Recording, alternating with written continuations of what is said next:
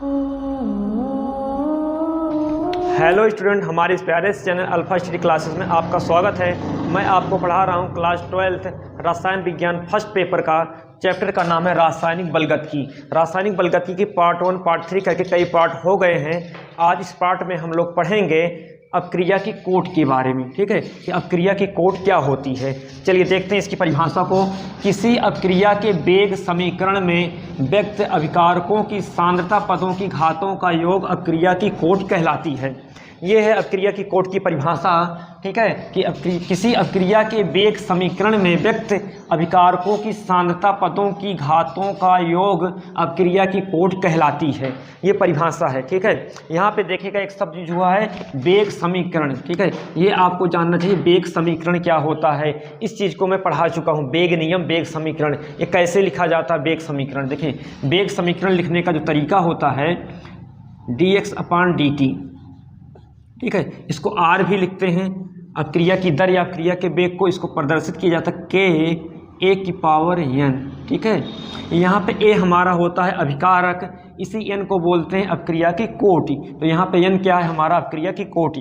तो अगर कोई अपक्रिया इस तरह से लिखी गई है, वहाँ पे इस अभिकारक की जो सांद्रता है इस पे जो घात लगी होगी वही कहलाती है अपक्रिया की कोटि। ठीक है, तो चलिए यहाँ पे देखें किसी समीकरण को लेकर के समझते हैं कैसे इसको बताया जाएगा।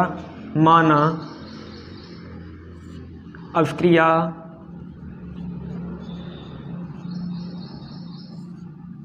A+B एरो C+D के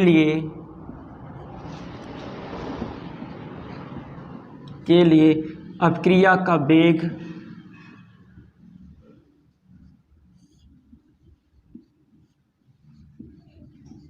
ठीक है, माना अपक्रिया A+B एरो C+D के लिए अपक्रिया का वेग अभिकारकों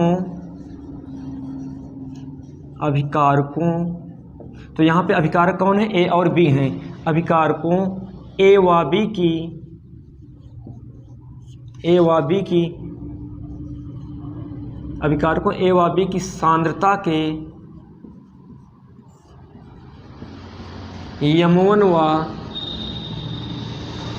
m2 घात पर निर्भर करता है।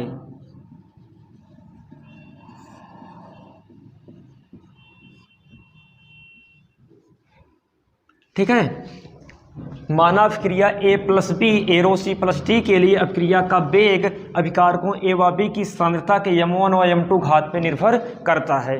ठीक है, अब इसके ऊपर इस अपक्रिया के लिए हम वेग समीकरण को लिखेंगे। तो देखिए कैसे इसका वेग समीकरण लिखा जाएगा। जिसको हम लिखेंगे यहाँ पे dx/dt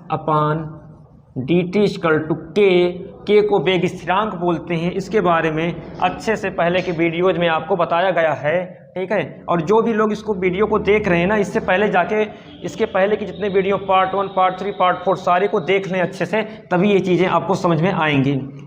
कि पहला अभिकारक हमारा A है, ठीक है, और दूसरा अभिकारक हमारा B है। आप देख रहे हैं यहाँ पे अभिकारक A और B हैं। और यहाँ पे हम लोगों ने माना है कि इनकी सांद्रता की घातें m1 व m2 है। इसकी घात कितनी हो जाएगी m1, ये तो माना गया, इसकी हो जाएगी m2।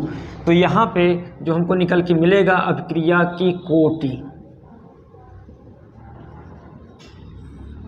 अपक्रिया की कोटि बराबर m1 + m2। ठीक है, अपक्रिया की कोट मिलेगी हमको m1 + m2। अब शुरू से देखिएगा, किसी अपक्रिया के वेग समीकरण में व्यक्त अभिकारकों की सांद्रता पदों की घातों का योग, देखिए m1 + m2 घातों का योग अपक्रिया की कोट कहलाती है। तो अपक्रिया की कोट m1 + m2 होगा। ठीक है, अब कोई अपक्रिया दी गई है, अगर उसका वेग समीकरण हमको पता है तब हम उसकी कोट आराम से निकाल सकते हैं। चलिए यहाँ पे हम लोग देखते हैं कुछ एग्जाम्पल को। ठीक है, इससे पहले आप लोग इसको अच्छे से नोट कीजिए या आप इसका स्क्रीनशॉट ले लीजिए।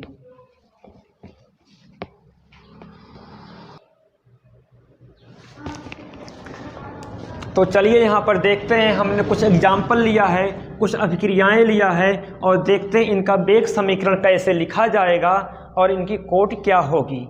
ठीक है, तो सबसे पहले पहली वाली अभिक्रिया को देखते हैं कैसे इसका वेग नियम लिखा जाएगा। इसको लिखेंगे dx/dt बराबर k और यहाँ पे अभिकारक हमारा है NH4NO2। ठीक है, तो यहाँ पे अभिक्रिया की कोट क्या होगी, यहाँ पे कोट निकल के आएगा कोटि बराबर 1। यहाँ पे अभिक्रिया की कोट हमको मिलेगी 1। ठीक है, क्योंकि जो यहाँ पे अभिक्रिया का वेग है ये यहाँ पे एक अभिकारक है और इसकी एक सांद्रता के ऊपर निर्भर कर रहा है, तो अभिक्रिया की कोट यहाँ पर 1 होगी। और यहाँ पे एक विशेष चीज़ आपको बता दें, अभिक्रिया की कोट, ठीक है, रासायनिक समीकरण देखकर नहीं बताया जा सकता है। ये जो कोट 1 आई है ये प्रयोगात्मक मान है, इसको प्रयोगों द्वारा प्राप्त किया गया है, इसको प्रयोगों द्वारा प्राप्त किया गया है, ना कि इसको देख करके बता सकते हैं। ठीक है, अगर आप ये सोचिए यहाँ पे NH4NO2 1 है, इसकी कोट 1 होगी, तो ऐसा नहीं है, ये प्रयोगों के द्वारा 1 आया हुआ है। ठीक, चलिए दूसरे के लिए देखते हैं कैसे लिखा जाएगा। इसका वेग नियम लिखा जाएगा dx/dt इक्वल टू k तो रहेगा, वेग स्थिरांक है। यहाँ पे पहला विकारक लिखा जाएगा CH3COOH और दूसरा है हमारा NaOH।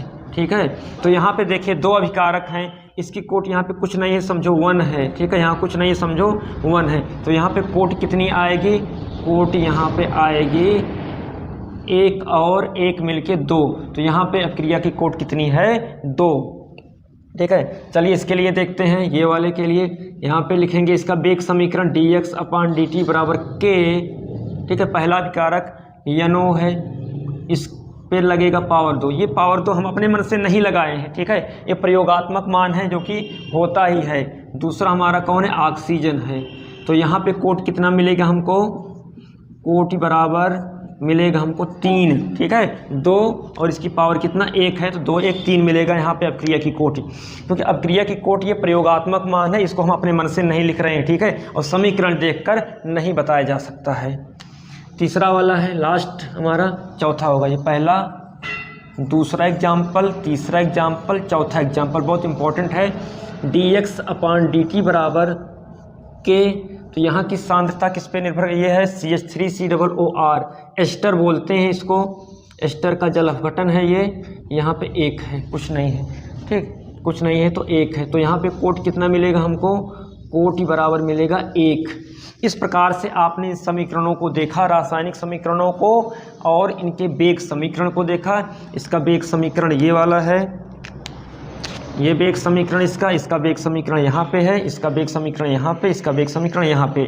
ठीक है, तो जो रूल है इसका अभिक्रिया की कोट का, अभिक्रिया के वेग समीकरण में व्यक्त अभिकारकों की सांद्रता पदों की घातों का योग अभिक्रिया की कोट कहलाती है। ठीक है, जो वेग समीकरण लिखा जाएगा उस पे यहाँ पे जो घात लगेगी वही कहलाएगी अभिक्रिया की कोट ही। ठीक है, अब आगे यहाँ पे इस चीज़ को क्लैरिफाई कर देते हैं ताकि आपको कोई कन्फ्यूजन न रहे। ठीक है,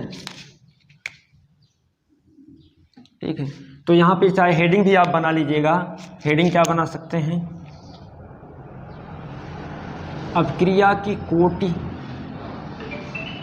अभिक्रिया की कोटि के लिए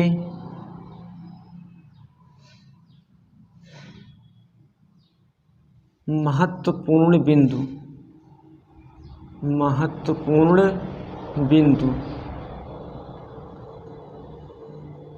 पहला पॉइंट इम्पोर्टेंट है। ठीक है, लिखते हैं यहाँ पे, अभिक्रिया की कोटि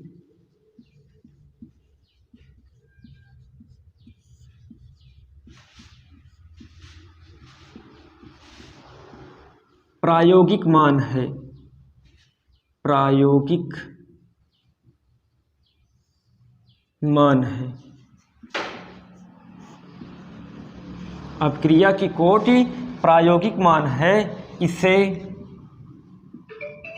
रासायनिक समीकरण देखकर नहीं बताया जा सकता, इसे रासायनिक समीकरण देखकर नहीं बताया जा सकता।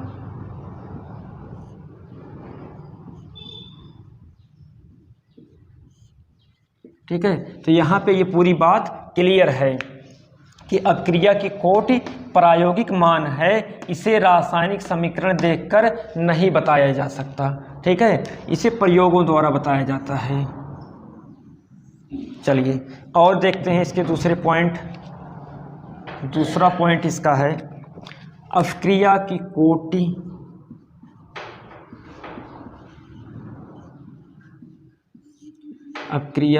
कोटि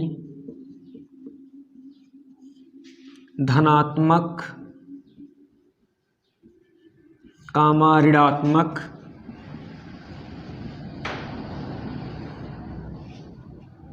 तथा भिन्नात्मक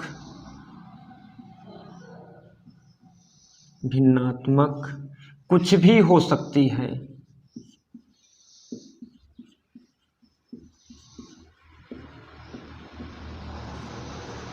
ठीक है, तो अपक्रिया की कोटि धनात्मक, ऋणात्मक तथा भिन्नात्मक कुछ भी हो सकती है। इसी आधार पर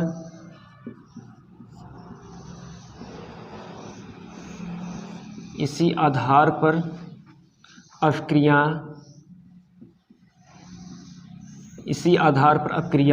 प्रथम कोटि,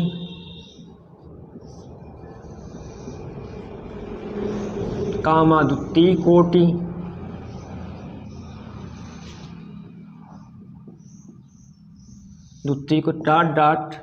होती हैं।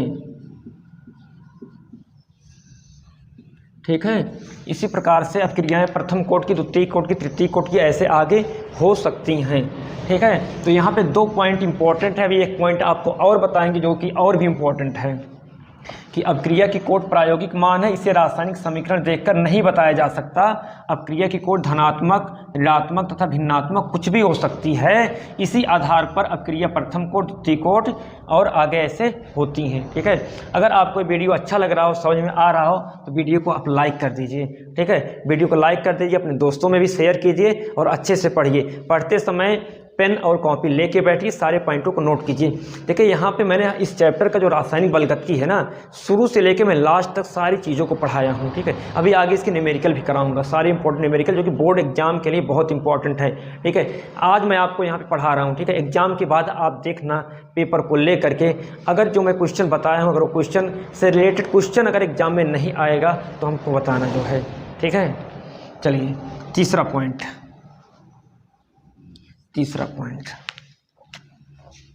आणविकता की तरह, याद होगा आपको आणविकता पढ़ा दी है। ठीक है, आणविकता या तो 1 होती, या तो 2 होती, या 3 होती। जो लोग आणविकता के बारे में नहीं पढ़े जाके पहले का वीडियो देखें। ठीक है, आणविकता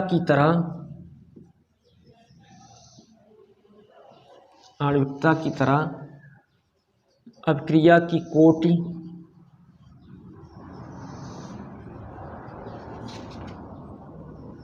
अपक्रिया की कोटि 3 से ज़्यादा नहीं होती। 3 से ज़्यादा नहीं होती।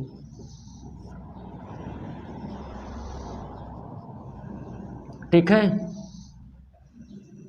इसको नोट कर लीजिएगा। ठीक है, तो आणविकता की तरह अपक्रिया की कोटि 3 से ज़्यादा नहीं होती। यानी कि अपक्रियाएं कैसे हो सकती हैं? 0 कोटि की, प्रथम कोटि की, द्वितीय कोटि की, तृतीय कोटि की होती हैं। इससे ज़्यादा की कोटि की अपक्रियाएं संभव नहीं है।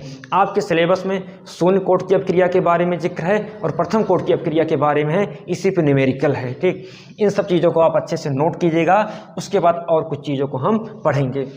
नोट कर लीजिए, आप अच्छे से इसका स्क्रीनशॉट ले लीजिए। ठीक है,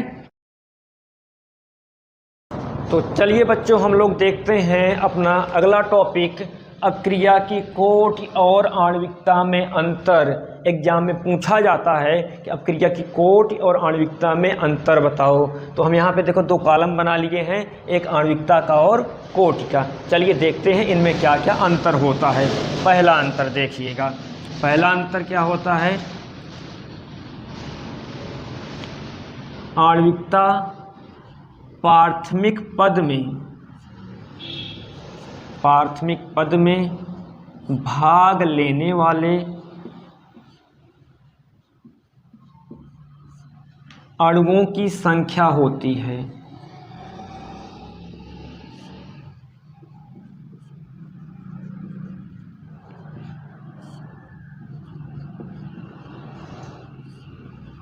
ठीक है, आणविकता प्राथमिक पद में भाग लेने वाले अणुओं की संख्या होती है।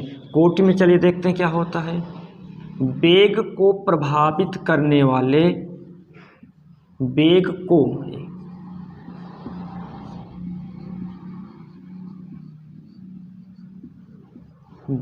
को प्रभावित करने वाले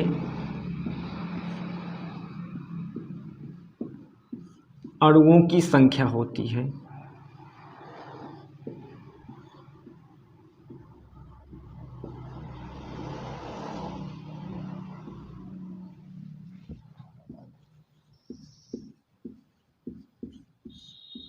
ये हो गया पहला पॉइंट हमारा। ठीक है, अपक्रिया की कोटि वेग को प्रभावित करने वाले अणुओं की संख्या होती है और आणविकता प्राथमिक पद में भाग लेने वाले अणुओं की संख्या होती है। ठीक है ना। चलो दूसरा पॉइंट देखते हैं। यह एक सैद्धांतिक मान है। ठीक है, यह एक सैद्धांतिक मान है। ठीक है, अगर कोई सरल अभिक्रिया है और संतुलित रासायनिक समीकरण है तो आणविकता को हम उस समीकरण को देखकर बता देंगे, सिद्धांत है क्योंकि। ठीक है, लेकिन अभिक्रिया की कोटि प्रायोगिक मान है। यह एक प्रायोगिक मान है।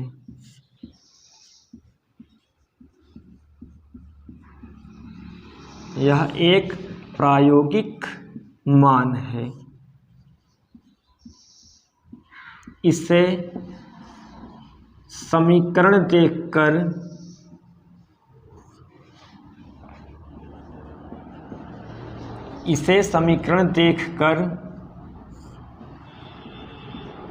नहीं बता सकते।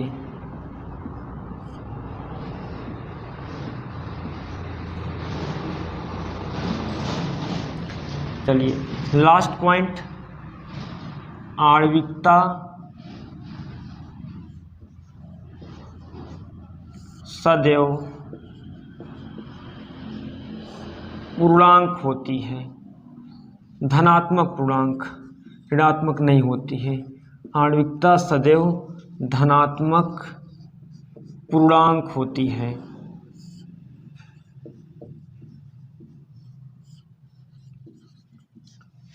तीसरा, अपक्रिया की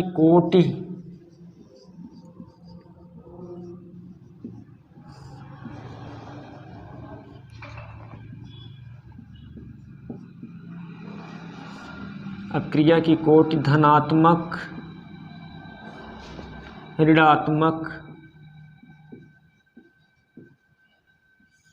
भिन्नात्मक,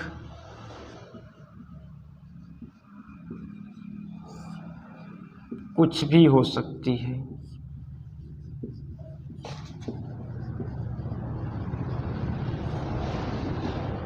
ठीक है, इस तरह से हम लोगों ने देखा अपक्रिया की कोटि और आणविकता में अंतर। ठीक है, अपक्रिया की आणविकता क्या है? ये प्राथमिक पद में भाग लेने वाले अणुओं की संख्या होती है। अपक्रिया की कोटि वेग को प्रभावित करने वाले अणुओं की संख्या होती है। आणविकता एक सैद्धांतिक मान है, कोटि एक प्रायोगिक मान है। इसे समीकरण देखकर नहीं बता सकते। आणविकता सदैव धनात्मक पूर्णांक होती है। अपक्रिया की कोटि धनात्मक, ऋणात्मक, भिन्नात्मक कुछ भी हो सकती है। ठीक है, इस तरह से हम लोगों ने देखा आणविकता और कोटि में अंतर। नोट डाउन कीजिएगा, इसको अच्छे से समझिएगा। उसके बाद हम लोग अपना अगला टॉपिक देखेंगे।